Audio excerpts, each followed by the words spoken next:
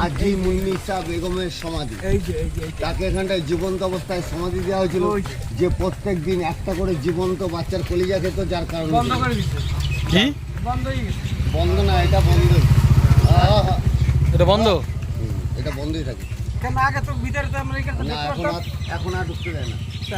ওই যে ভিতরে যে সিঁড়িটা দেখা যাচ্ছে, সিঁড়ির নিচে তার সমাধিটা দেওয়া আছে। এই সিঁড়ির নিচে।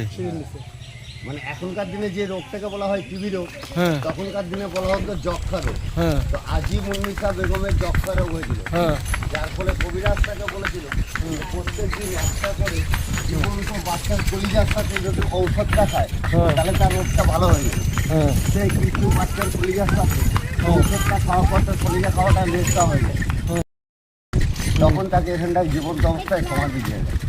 এবং সমাধির উপর দিয়ে সিঁড়ি করে দেয় এই কারণের জন্য, পরবর্তীকালে যারা ওকে দেখতে আসবে তাদের পায়ের ধুলোতে তার পাপটা কিছুটা পরিমাণে ক্ষয় হবে, যার কারণে জন্য সমাধিটা সিঁড়ির নিচে দেয়।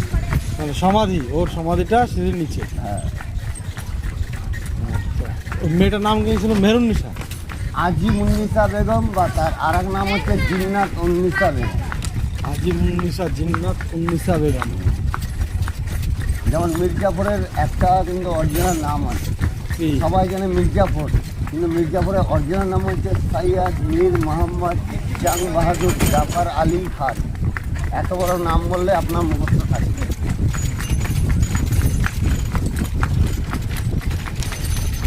যেমন সিরাজউদ্দৌলা, উনি কিন্তু ওনার দাদুর নামে পরিচিত, ওনার বাবার নামে পরিচিত নয় কিন্তু। সিরাজউদ্দৌলা দাদু কে ছিল? সিরাজউদ্দৌলা দাদু হচ্ছে আলীবর্দী খান, কিন্তু ওনার বাবার নাম ছিল হচ্ছে জৈনুদ্দিন শেখ, আর সিরাজউদ্দৌলার নাম ছিল হচ্ছে মনসুর আলী শেখ। শিয়া আর সুন্নি, এটা তো এখনো পর্যন্ত সেই সম্প্রদায় দুটো আছে, হ্যাঁ মুসলিমদের মধ্যে। সেই দুটো সম্প্রদায়ের মধ্যে এটাই ছিল ভাগ।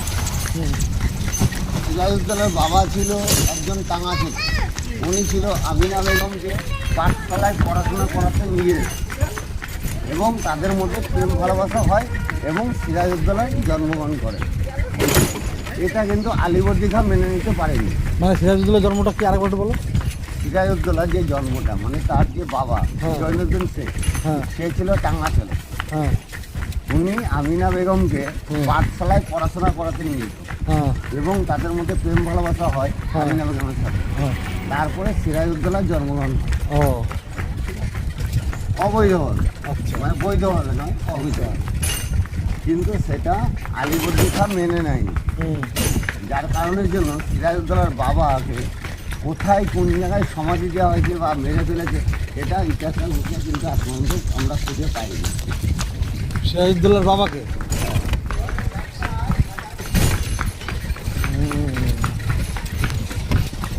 অবৈধ সন্তান সিরাজউদ্দৌলা, বৈধ সন্তান নয়, মানে যেটা স্বীকৃতি দেওয়া হয়। আচ্ছা আচ্ছা।